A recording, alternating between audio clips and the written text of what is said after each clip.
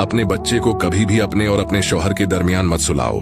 कभी ना भूलना, अपने बच्चे को अपने और अपने शौहर के दरमियान सुलाना प्यार नहीं, आहिस्ता आहिस्ता फासला बढ़ाने की शुरुआत होती है। बीवी समझती है कि वो माँ बन गई है, लेकिन वो भूल जाती है कि शौहर अब भी शौहर है, जिसे मोहब्बत, तवज्जो और कुर्बत की जरूरत है।